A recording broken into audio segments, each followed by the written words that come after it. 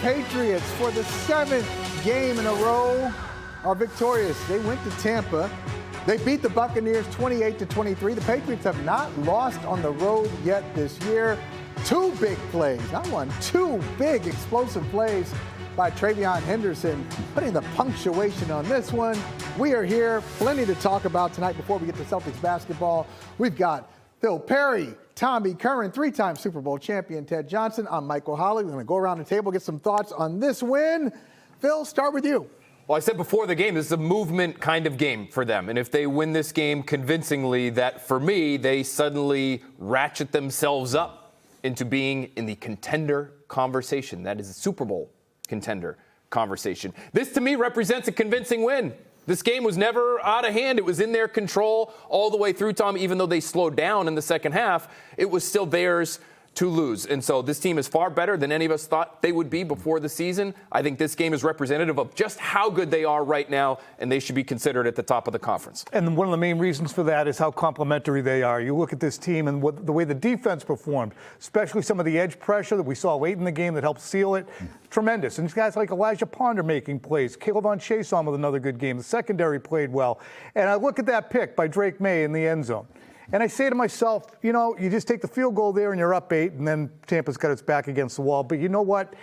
He has earned the right to make a gaffe like that. And I know that it's knee buckling on the face of it. But he's gotten you where you are. Live and learn. You survived because the defense picked you up, Teddy. But to me, I look at it, that pick, and I said, he's done so much for you. Let somebody else pick him up.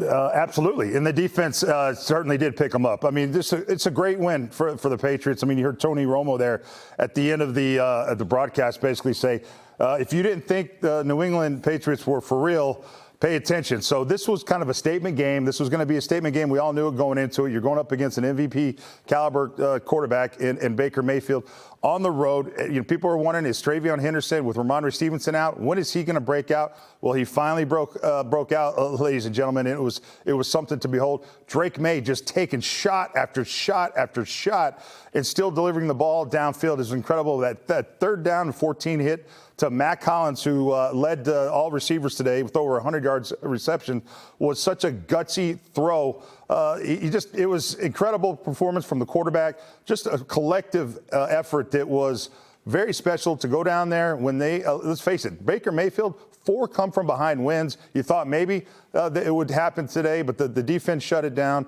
Guys were getting hurt. Guys were stepping up. You saw performances from guys that we all were hoping to get. They got the offensive line. Oh, what are they going to do? They've given up 12 sacks the last 2 games.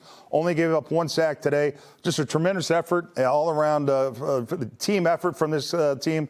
And now people aren't going to be, Patriots aren't going to be surprising anybody, Michael. They're not sneaking up on anybody at this point. Well, let me take you guys back to the last time the Patriots lost the game. Way back in September, they were coming off a 5-turnover game against the Pittsburgh Steelers. They were 1-2. I remember Tommy Curran writing a column saying, there's a good football team in there. If you dig in there, there's a good football team. But they got to get rid of the stupid stuff. And they've gotten rid of the stupid stuff. So I asked them to start with you, Tom, since you wrote that way back when. They've won 7 games in a row since. Does this victory change the way that you think about them? You thought they were a good football team. Could we be talking about the difference between good and great? Do you look at them that way? Are they a contender? Yeah, Super Bowl contender? They're 20-25 great. They absolutely are. I think that there are times that a team like one of the best in the NFC, Tampa Bay represents that right now. I think they, in years gone by, the best of the NFC could have overcome the Patriots today. But this is the only season you have. This is the only season you got. They're 8-2, and people want to quibble with their schedule. They've gone to Buffalo and won. They've gone to Tampa and won. And in both games, Phil, they controlled the game. So to me, you kind of have to believe your eyes at this point. Maybe Drake May, today's around 50% passing. Holy crap, you'll stop the world. But that's what you should see. And I just think even right down, as Ted was talking about, the complimentary soup to nuts kind of performance, even that securing of the onside kick by Stephon Diggs, a guy who people had their fingers and toes crossed that was going to work out, that's a sacrificial play right there by him. And it's one of your best players and most veteran players out there saying, yep, drill me into the turf. I want to win this game. Great game by Diggs. That's the kind of player you need to win a game like that. So it wasn't just the last play, but how about that 4th down touchdown catch? where he's picking it off the top shelf to go into halftime with a lead. So I look at plays like that, and I look at plays like the one he made to Mac Hollins deep down the field right before the pick. It's plays like that where you're getting drilled, and just seconds earlier getting drilled in the chest by Vita Vea on an incomplete pass down the field. For him to be able to step up and make that kind of throw, those types of plays are why you're able to survive some of this stupid stuff that still hasn't fully escaped your system, right? He throws a pick, but he's able to make enough plays over the course of the game, Michael, where they can still win it. They can still score damn near 30 points against one of the best defenses in football because all the other stuff is so good. So they've got margin for error, which is something Ted's told us for weeks now that they haven't had in years, and it's due in large part to the quarterback. Ted, does it change the way you describe the Patriots? Yes, I think so. I mean, absolutely. You know, it's a well-rounded football team. The defense, you know, they didn't give up a lot of big plays. I mean, for the most part, they had Ibuka. For the most part, other than that blown coverage there, they had him contained. It's a smart football team. You know, like I was a little wondering, it was a little shaky there right before halftime and what they were doing on that first play from scrimmage, first and goal. For them to get in that, get that touchdown in, you were a little bit nervous about that. But I think they had how many penalties? Only 5 for 49 for the Patriots. They've cut way back on the penalties. So just there's example after example of really smart football.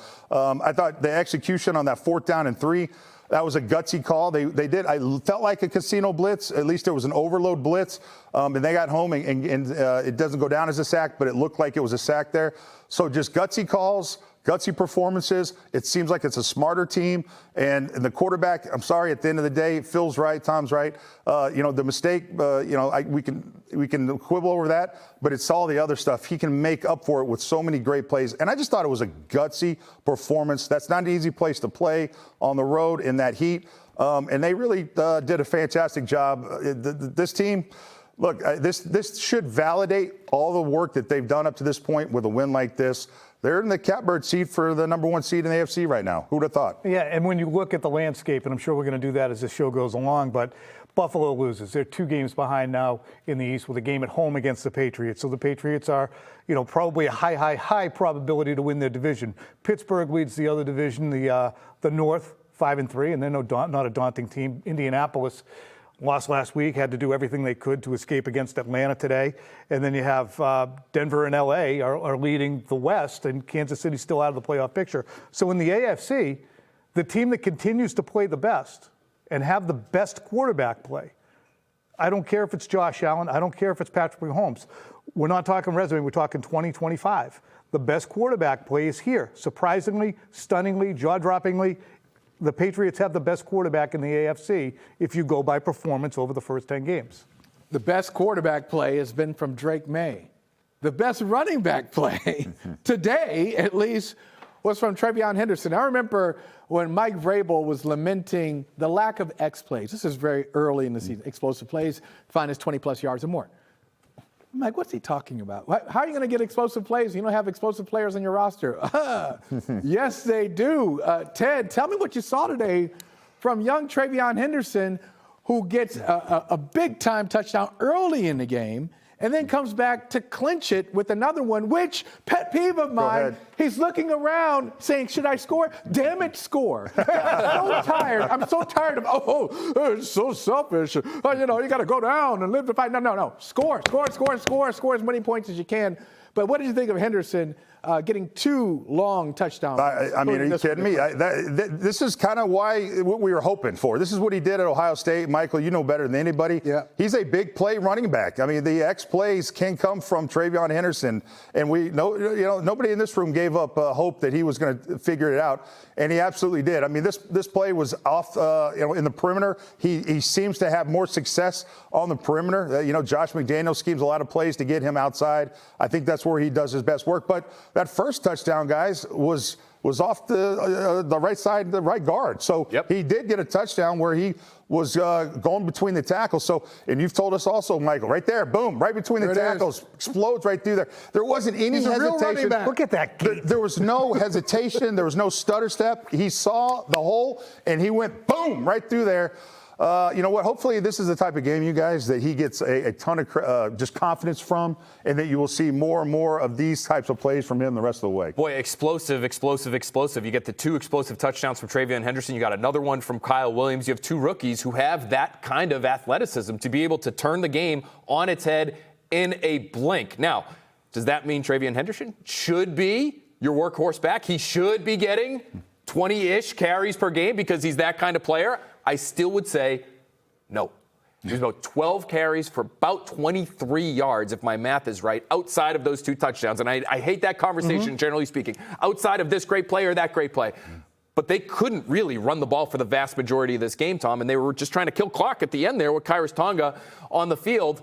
I just look at it and say, boy, what are they going to do at that position moving forward? I think they really do need Ramondre Stevenson back. Yeah, this was a good example today of the people who lamented, had this game turned differently, the lack of activity at the trade deadline. Of course, they wanted to win, so the people were like, well, they clearly don't believe in this team, are dead wrong and remain that way. But they could have added some running back depth by hook or by crook by parting with some of those picks. So they will continue to have to look at that position as this short week before they play the Jets, who won today, comes up against Thursday, because I'm stunned that TreVeyon Henderson's able to finish the game, much less run at that speed for a touchdown, because it looked like his leg was twisted. Terrell Jennings also injured. So it's right now, I don't know, D'Ernest Johnson might be the only guy who doesn't end up on the injury report. But one last thing I'll say regarding TreVeyon Henderson, and you mentioned Kyle Williams, Will Campbell, Drake May, Kayshon Boutte, still a young player, Jared Wilson, up against Vita Vea all day. I'm not saying he won the matchup in hands-down fashion, but he didn't ruin the game. There was 1 sack. They've just done a really good job in getting young players who seem to be able to contribute quickly. And that's coaching, and that's the players. I think it's a nice mesh of the 2. I'd add Craig Woodson there. How about Craig Woodson? Big hit at the end of the game on 3rd down to help force a 4th down, which the Patriots are able to stop him on. So rookies across the board, both sides of the ball contributing. Presented by Gem Plumbing and Heating. For an instant reaction to your heating, cooling, electrical, and plumbing needs, visit AskGem.com.